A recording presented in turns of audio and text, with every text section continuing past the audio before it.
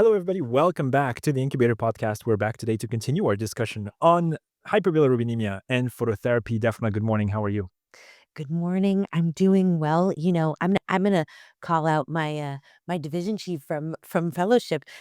We talk about bilirubin, and he said, just don't let the baby get kernicterus. But I think through our discussions, we're learning there's just so much more to phototherapy than they taught us in fellowship. So That's exactly right. And today, to discuss that with us, we are joined by Dr.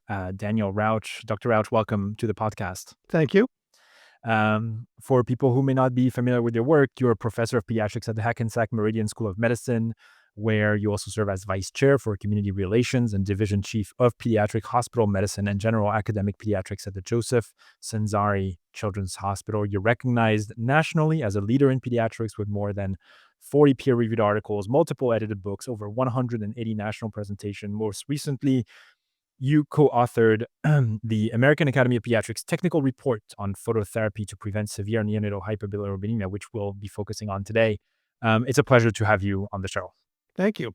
And full disclosure, not a neonatologist. Take care of well newborns and full-term babies. Yeah, that's right. That's right. We've in the prior episode we've reviewed with Dr. Kemper the AAP guidelines. So if we refer to them and you have any questions as the audience, please refer to that prior episodes. Today we'll be focusing on phototherapy as a pharmacotherapy, a true dose-dependent intervention. And that's, I guess, where I'd like to begin, Dr. Rauch. Dr. Rauch was my mentor in residency. I cannot call him by his first name. I'm just going to, I know this is the rule of the podcast, but this is just not going to happen. Um, Phototherapy in the paper you write needs to be delivered in measurable doses, irradiance, which makes it conceptually similar to pharmacotherapy. How does this analogy to drug dosing change how we should maybe order, monitor, and document phototherapy? It changes how we think of it in a couple different ways, and I'll start on one end of loosely thinking it. So when you think about a lot of drug dosing, let's say antibiotic dosing, there's a range that you're shooting for. So it doesn't have to be specific. We'd like to deliver phototherapy, but it doesn't have to be 24 hours. It could be 23 hours. It could be 22 hours, depending on how serious the level of hyperbilirubinemia is. And we don't need to be rigid about that. I've been in hospital systems where the nurses in particular are fanatical. The baby has to be under lights constantly, and you shouldn't even look at the baby. Never mind, take the baby out to feed or swaddle or change, and that's not true. We're looking for overall dosing. We're not looking for consistent 100% of the time. With rare circumstances, obviously, a child who's near the exchange transfusion, or you're worried that they're already exhibiting signs of kernicterus or bilirubin encephalopathy, that's different. Very small percentage of babies, though. The overwhelming majority of babies, we want to expose them. We want to expose them for a majority of the time they're in our treatment, but we don't have to be crazy about it. The other end of that is, if we're going to deliver a medication, we want to deliver the medication. So you don't rub amoxicillin on a child, you deliver it orally. You don't put them in a room with light and hope something good happens. You want to put them in a room with the right light that's delivering the right frequency, and make sure that happens. I vividly remember a child who did not respond to phototherapy, and everybody accused the mother of taking the child out all the time. And it turns out the lights had made it to biotech and were not delivering the right frequency of light. So the mom was completely innocent, and we were the problem because we weren't delivering the right medication. Yeah, and what's interesting is you do summarize that in the paper, and where it says a record of therapy provided is best described by one, duration, number of devices, three, daily measure at the skin level exposure, and three, the percent of body surface area exposed. Do you think NICUs realistically are tracking all this, and do you think that for those who are not, they should? So no, and there was a little bit of back and forth on measuring exposure as being something that's probably not absolutely not being done, and probably not feasible in most nurseries. I don't think it's being done in most NICUs, and it's certainly not being done in level 1 and level 2 nurseries around the country. I do think body surface area and the amount that's exposed makes a big difference. And I trained in the time the lights were different, and there was single therapy, double therapy, quadruple therapy. The light technology has changed, so it's sort of like candlelight. Yeah. There's different equivalences now, but if a baby's lying on a bed, that's half of their body surface area that's not being exposed. If they're clothed or if they have diapers and they have things on their face, that's another good percentage of their body surface area that's not being exposed. And critically important is not just that their body surface area is exposed, but it's exposed at the right um, angle to the light. So tangential just doesn't work as well. And I actually saw your episode on the Billy Hut, and the concept of rotating the lights so that they hit the body surface area at perpendicular is so critical. So you could bake the child. Essentially, the early the early lights in the warmers were easy bake ovens, and we pushed a number of kids to have fevers and drove full sepsis workups on babies who were completely iatrogenic. But stacking them doesn't really increase the exposure; it just increases the heat and the brightness. So having an understanding of the technical aspects really should help drive appropriately the intervention that you're doing. Yeah, and one of the points about exposure and making sure that as much of the body surface area is exposed came up in the paper in the recommendations regarding the use of diapers, and I thought that that particular recommendation was almost humorous because of the way it was written. I'm going to quote the paper. It says concerns for the long-term effects of continuous phototherapy exposure of the reproductive systems have been raised but not substantiated, and that's the funny line. Diapers are used for hygienic purposes and not for gonadal protection. Yeah, it's also a reference to we think this is benign. There have been scattered reports of long-term sequelae of phototherapy, not repeated, not substantiated, but they pop up every now and then. So the idea of shielding certain parts of the body that are more sensitive to radiation and light is energy, is not theoretically unreasonable. It just hasn't been proven out. So is diaper serving a dual purpose there for us? Um, we loved, and that's kind of what the theme we're going to carry through is the fact that you've termed phototherapy really like a medication. And so we want to talk about kind of the drug itself and like what are the properties, review kind of the basics. So again, we're using blue green light, this 460 to 490 nanometers, optimally peaking at 478. So what happens at 478? Why is that the key component to this medication? That's the wavelength that appears to penetrate well and generate the chemical reaction that you'd like in the skin, utilizing the skin as an organ, as a metabolic organ to convert unconjugated bilirubin to conjugated bilirubin and help with getting it out of the body. I love that, and that's exactly what happens. This photoisomerization to the 4E 15Z photoisomer. And I didn't know this, but it peaks this reaction peaks within 120 minutes. So when we're in the unit and we're deciding when we put the baby under phototherapy, how should this help us when we are deciding when to recheck the baby's Billy levels? So that was controversial Mm. within the writing group, and I'll tell you what I do. And there's no great science behind what the recommendations um, in the statement were. I think you start even before you put on lights. It's very important to know what the peak is, Mhm. and most of the well babies, so out of the NICU, most of the well babies have this checked on an outpatient basis, or it's checked routinely in the newborn nursery. And then hours pass and a number is found, and then if they're home, they have to be called back and they stop at McDonald's, and so I don't know what that Billy is a lot of the time before they show up. So I think a repeat right before you start is important. And then per your discussion of the science, 2 to 3 hours under lights is an important recheck to see if they're responding. We've moved the numbers up so that there's a little bit people think there's a little bit less of a um, safety barrier between the numbers that we start phototherapy at and numbers where we would be more aggressive in our treatment, either hydration or start thinking about other medical interventions before exchange transfusion. So I want to make sure pretty soon after I start phototherapy that it's going in the right direction. If I know it's going in the right direction, then I don't really care to check again until I can guesstimate some point where I would turn it off. I don't need to see it go down incrementally. I just need to know that it's going down. And we can talk about the role of transcutaneous bilirubin or other monitoring for that purpose. But I think the take home point is you should know where you're starting.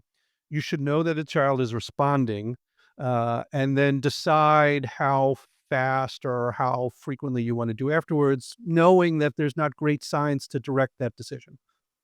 I love that. And we will definitely like to return to the transcutaneous discussion, but a little bit more about the lights. So the technology for phototherapy has changed quite a bit over decades, and most of us in our units in the developed world are using LED lights.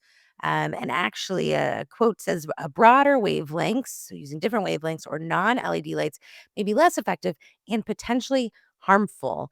What are those potential dangers, and what is the role for units who still have some of those older light sources? So the potential dangers, we've gone over one of them already, is it provides heat. And you don't want to we just don't want to bake babies. That's not that's not part of the therapeutic management of hyperbilirubinemia or just about anything else. So we don't want to do that. There's also light has potential bad effects, which is why we cover their eyes. And we know that as opposed to sound, and there's actually good and mounting evidence of white noise being helpful, not just not bad, but actually helpful to baby development and sleep and sleep cycles. Light is disruptive, and we don't want that. So you don't want excessive light because it can affect the baby's retina and it can affect how they're sitting in their environment. And in the paper, you mentioned that the evidence for that eye shield is kind of shoddy in terms of how robust is the science behind preventing any light from entering the baby's face. I think that as a resident, as a trainee, and you would always like rush to the baby. It's like, oh my god, the mask has slipped by half a centimeter. But it turns out that there's not a lot of report and mostly animal data apparently. Yeah, understandably, that would be a very hard study to do Of course. on babies. Yeah.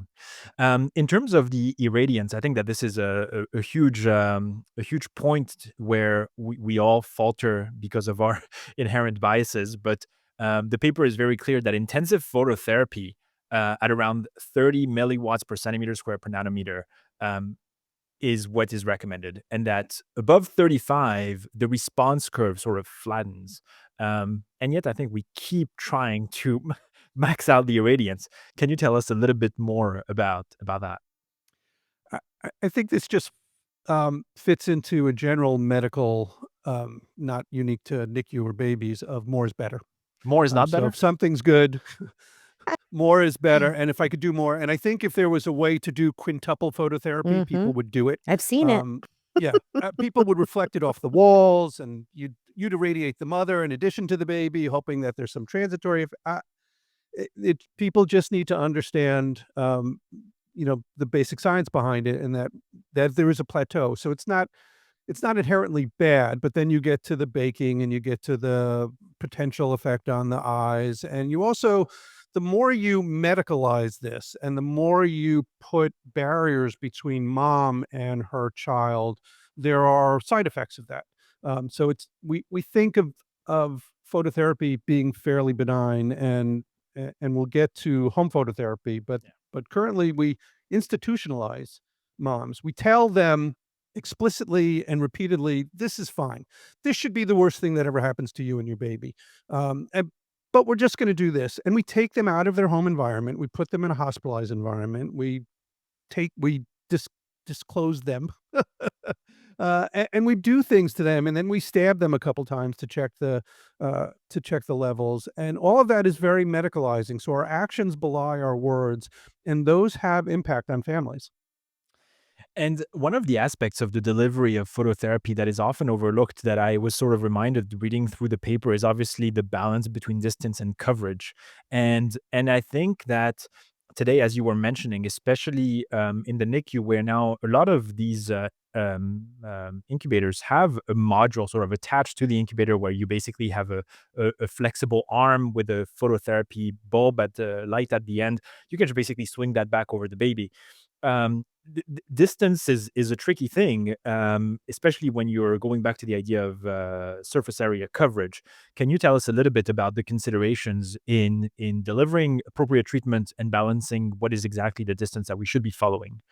I think that gets back to one of the things we discussed, which is how severe the hyperbilirubinemia is and how significant it is. And we should be clear that the NICU population is distinctly different from the term baby who's coming back with hyperbilirubinemia, because the incidence of full term babies going on to kernicterus with no underlying problem is exceedingly low. The Uh-huh. rate is minute to begin with, and those full-term babies who are not septic and don't have G6PD or some underlying metabolic defect, it just doesn't happen. So, so being very prescriptive about the exact distance and the exact amount of time is over medicalizing this and overthinking it. It just isn't necessary, and it's not going to produce any improved outcomes. And so when you're not getting anything good for it, you have to look at what's the downside. And fussing over this and being nuts over it, and that all extends, the family feels all of that, and that's not good. Again, you're telling them your baby's fine. Don't worry about this. This happens to a lot of babies, and then you're moving the light up and down, and don't take your baby out if you're not feeling. All these things that our behavior is telling them is not consistent with what we want the message to be. Yeah, and I think the paper does a very good job at hinting at some of these adverse effects also, because, for example, for this particular topic of the light distance, it reminds you, like, hey, when you're putting it closer, like, how much are you losing in terms of coverage of the lower legs, of the lower extremities? And these are things that we may not tend to think about. So I think that's, you're absolutely right. Daphne, I'm sorry, you were gonna go ahead. Oh, yes. Well, I mean, I love this discussion about how it affects family. And I think we're going to get to that, especially in terms of things like cycling in just a second. But I wanted to highlight what you keep coming back to about the importance of the body surface area exposed being much more relevant than like the number of devices. And so I wonder, when you put a baby under phototherapy, what is kind of the ideal setup of the baby? Should the babies be changing positions? What about some of the other things that we routinely have on the baby that covers the skin? Um, Tape, leads, plastic covers, swaddling devices. What would be your perfect setup for the baby? So I love the Billy blanket, and that's one of my favorite inventions in the last, 20 years. The fact that you now add 50% of the baby to Mm-hmm. potential light exposure, I think is a huge advance, and there's different discussions on how effective that is, but at least it's getting some light exposure to a large body surface area that wasn't getting any at all. And then I don't understand the um the effort that goes into single bank, double bank, triple bank. Expose the child. If there's good science behind maximizing the body surface area, then add those extra banks if you can't curve it. And there's no evidence that driving it down fast is worse than driving it down slowly. So why wouldn't you maximize the impact of the intervention and get it down quickly?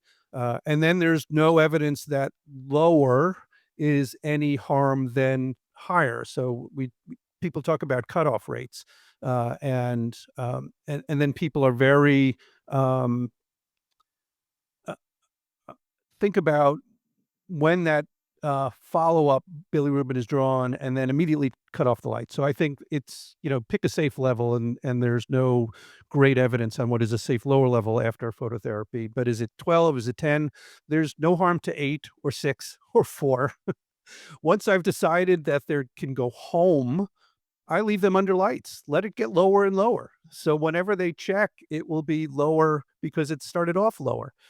So those are all the things that factor into it. I think we should expose as much as possible. We should be thoughtful about the mother-baby interaction. We should take the opportunity, if the kid is with us, to continue the light therapy, because drive it down as low as possible. One of the points that we've brought up already several times, but we haven't addressed fully, is the idea of cycling of phototherapy. I think that this is a relatively modern concept based on how much it's sort of made the rounds in recent articles, and in the paper it's mentioned again, talking about term and near term infants, because like we've said all throughout this episode, there'll be a separate conversation about preemies, but the paper mentions that 15 minutes per hour of phototherapy is equivalent to continuous phototherapy in that particular population. What is your guidance on the judicious use of cycling phototherapy in the sense of how do we use it appropriately and not underexpose, and when is it safe to cycle, especially because of the concern we've also mentioned about, can a mom just take the baby out and feed for like 30 minutes and put the baby back? Yeah, it makes sense that the baby works that way because they are fed frequently. So you would want to be able to allow them a time when they're really cuddled up against mom, optimally breastfeeding, and much of their body surface area then is not exposed to a light source. I I wrestle with how we deliver messages to parents and how we advise them. I think if in general we tell them we'd like your baby to be under phototherapy, but it's okay to attend to their needs, to feed them, to change them, to swaddle them occasionally if they're having trouble sleeping, not as much of an issue in newborns. And they'll do what their natural pattern is, and if it's excessive, we can step in to stop that. I think when you prescribe 15 minutes on, 45 minutes off, that's just hard for them to operationalize. It's hard for us to operationalize. So it's really hard for a mom who just gave birth and she's zonked from the whole birth process to begin with. She's been home, she's been back, she's now in a hospital environment, which is the worst place for rest. And then Right. people are going in and out and checking her and the baby, and don't overcomplicate this. I love that, and I think you've done a really nice job throughout our discussion about highlighting, the impacts. We perceive, I think, bilirubin, phototherapy to be kind of benign, easy for us, right? We come in, we say the things, and we leave. And I mean, the parents are distraught over this situation. And I think, the babies are quite affected. We've disrupted the bonding, which is so important in those first few days. And you've also mentioned the amount of lab draws we do for babies for monitoring. And I mean, I'll disclose my husband is not in medicine. My daughter needed repeated bilirubin checks. I thought he was going to pass out every time that they stuck her heel, So I've had that experience in my own life with my, with my own family. So I'd love to revisit this discussion about transcutaneous monitoring as an effort to reduce, I guess, trauma to babies and to families who are observing these interactions. Um, where are we with transcutaneous monitoring, and what is the future of transcutaneous monitoring? We've all learned that once you start phototherapy that you can't use transcutaneous monitoring, but we know that there are some new innovations that may allow us to You're to not do that. allowed to use it You're not anymore. allowed to use transcutaneous, but it's coming. It's coming. So it appears to be reasonably effective for screening. And if you have a liberal curve, whatever curve you use out there, that says, if it goes over this, I'm going to check with a serum. And I like that a lot of nurseries are trying to combine heel sticks or blood draws so that you get that routine or obligatory serum bilirubin check with the newborn screen. Um, just to step back, we know that these things hurt babies. And think about a well newborn is getting stabbed at least 3 times. So minimum of 3 times we're sticking a needle in your baby, right? There's immunizations, there's vitamin K, and then there's a newborn screen Billy check. And each one of these additional ones adds more. Squeezing is not helpful and is extremely painful and discomforting them. We also tend to ignore things that ameliorate the pain. So sweeties is wonderful, not utilized enough, and breastfeeding is wonderful and not utilized enough during the procedures for this. So we could do things to make it less harmful for kids. The transcutaneous is completely painless. It's of questionable accuracy, certainly in darker skinned individuals. It appears not to be good after phototherapy. It's not clear if it should be on the forehead or it should be on the chest. The optimal place isn't really clear. What does seem fairly clear with the current technology is it's reasonably accurate for trending. So we talked about knowing what the peak is before starting phototherapy, getting a level after phototherapy kicks in for 2 to 3 hours to make sure they're responding. And then there's an impetus to trend it down. And my personal practice is don't like stabbing babies. So if I had a method that could reliably just make sure it continues to go down, and that's where I think transcutaneous can help, because the changes seem to be linearly related. So whatever the transcutaneous is, if it drops by 5, that's a pretty good correlation with the serum drop of 5. Also, the nurses like it because they feel like they have to do something, and we're doing an intervention. I want to make sure it's working, and they feel compelled. And it's not as hard for them as sticking the baby or the phlebotomist or anybody else who comes around to do it. So it's an easy intervention, which is completely benign and may help reassure everybody that it's driving down. What's interesting is it may not be that helpful in kids who've gone home. This may be something that's only in the newborn nursery immediately post-birth, because even excessive ambient light exposure seems to impact on the accuracy of transcutaneous. So I'm hopeful that new technology will improve on that. I saw a demo of a European company that had a product that was actually using high fidelity cameras on latest phones. So it doesn't have to be the 13. Could have been the 11 or the 10 or whatever Google or Android device that you have. A reasonably good quality phone, and they have an algorithm that can produce a guesstimate of bilirubin that could be used for screening or trending. So I think improvements in the technology will help us out with this a lot. That's really cool. Since we're talking about some of the frontiers of treatment, I think there's a lot of conversation in the paper about safety and special situations, and I think that there's a lot of things that are being published about phototherapy, and that don't ever truly materialize to be either confirmed or corroborated with further studies, whether it is the reported effects on malignancy, or even the discussion about the increased rate of epilepsy. Um, I'm wondering what are your thoughts specifically on these, because they're definitely things that could frighten the family, especially as we're having the discussion about the pros and cons of initiating phototherapy. Yeah, we talked a little bit about that before when we were talking about ITES or shielding the gonads. And I continue to follow the literature on that. None of this has borne out. There have been some large population-based studies that haven't shown any increase as follow-ups to the initial studies, which suggested first there were skin cancers, then there was all malignancies, which was a little hard to understand why all malignancies would be raised, and other downside, and it's just never been repeated. So I think we just need to stay on top of that and follow that. I do have a concern as we make the technology easier to use and perhaps wider used, that a balancing measure should be overuse. And just because you can do it at home doesn't mean every kid needs to have it at home.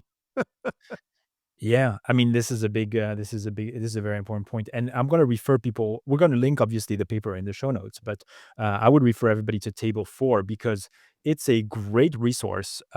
If for any reason a family brings up a specific concern when it comes to safety, it basically lists on the left-hand side the condition, whether it is childhood asthma, the allergic conjunctivitis, eczema, food allergies, neurodevelopment, et cetera, and basically has on the following column the net findings and conclusions, summarizing what the evidence currently shows about any association between phototherapy and these supposed complications associated with it. So this was very helpful, and there isn't much. It's a very safe. It's a very safe therapy, except for right. It seems that porphyria, albinism, and conjugated hyperbilirubinemia are the three where this is not an option, or at least in the conjugated, no real benefit except for the bronzing. Right. Right. And we should be selective about who we use it on anyway. I mean, that should be part of medical decision making. As we are talking about the ongoing research, I think that there's one point that I'd like to come back to that's at the beginning of the paper that I think as a trainee I've read before, and you read this statement and you're like, how the heck is this still not sort of concrete? I'm going to quote the paper, and I'm sure you'll have a lot to say about this.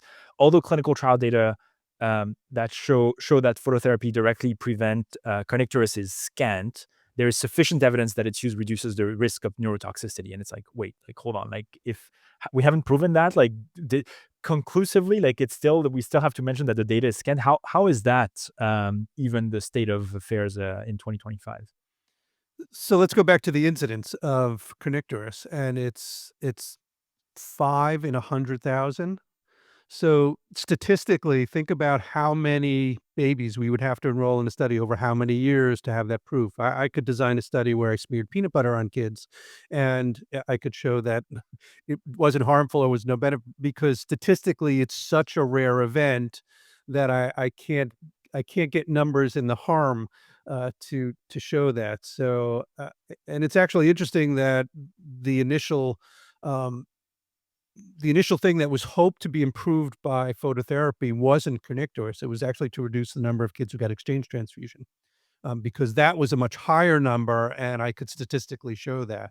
And people have questioned whether that was valuable, because if you reduce exchange transfusion, which is still used in some cases, to a point where people don't know how to do it, then exchange transfusion becomes a more risky procedure. And I'm not suggesting we should do exchange transfusions so people know how to do them. But that's ultimately what we were reducing, because you just can't show a reduction in kernicterus because of the statistics. Yeah, and I think that's the key, and I think that's what I was hoping to get from you with this question, is that it is not a theoretical concern with the pathophysiologic mechanism of phototherapy and hyperbilirubinemia. It has to do with Bayesian sort of base rates and statistical, and for the people who are maybe early in their training, then just think about, like, how would you design this trial and see all the unethical issues that you're going to fall into if you decide to see, no, let's randomize them to phototherapy versus no phototherapy. And good luck to you. Right, it's risk averse. It's the same discussion for febrile infants, and nobody wants to tap an infant. Well, first of all, of the blood culture, urine culture, and CSF is the easiest one to do. So I don't know. I never understood why people were adverse to doing that. The families don't like it because it looks kind of barbaric, but it's the easiest procedure to do. But the risk was, 1 in 1,000. So you could, in your career, treat 100 kids, 200 kids, and you're not going to see that outcome because it's rare. And that's 1 in 1,000, not a handful in a million. I wanted to revisit, we briefly talked about home phototherapy, and I wonder how that fits into your paradigm, about uh, less medicalization of the infant. We get parents home sooner, potentially going home on Billy blankets when available and if insurance allows it. Um, but now they have this piece of medical equipment in their home, and I wonder kind of what your experience with that is. In my practice, it's been pretty well received by families, but I actually recognize that I have no idea what happens once they go home, and what happens when the bilirubin blanket has to go back into circulation. So I will fully admit I don't have experience doing this. I have a lot of hearsay, and I've Mhm. spoken to a lot of people like yourself who have done this. I think there are a number of benefits, and it speaks to how generous the guidelines are in terms of safety. That the children we are who are on the borderline who we decide to light up probably are fine and are going to do fine no matter what. We pat ourselves on the back. We've made an intervention. We've saved a baby, but we've probably not done a whole lot. Uh, I think it fosters the verbal message that this is not a significant thing in your child's life. This has the potential to get bad. So we're using this thing, which we think is safe and effective, to protect your baby, but it's really okay. And you can go home. We don't need to over medicalize this. So it sends another message. It also helps foster that bonding, and think about the underlying reasons for hyperbilirubinemia and what we call them. So there's breastfeeding jaundice and breast milk jaundice, and we want to promote breastfeeding as much as we possibly can, and yet we attribute the cause of this thing that medicalizes the child to the very thing that we're trying to promote. And so there's an inherent mixed message there. So if you send them home and you tell them to breastfeed their baby, they're just much more likely to have a bond and continue on things which we have really good evidence is much more impactful on the child's health than what we're doing for them with phototherapy when they're within one of the phototherapy level. Dr. Rauch, we're getting close to the end of this conversation. So, my last question, I think, relates to a topic that comes up in conversations with family. And now that we've reviewed the evidence and we feel like we have a good understanding of the mechanisms behind phototherapy, one question that often comes up, especially for babies that are not yet on that threshold, parents ask, "What about if I just expose my baby to sunlight?"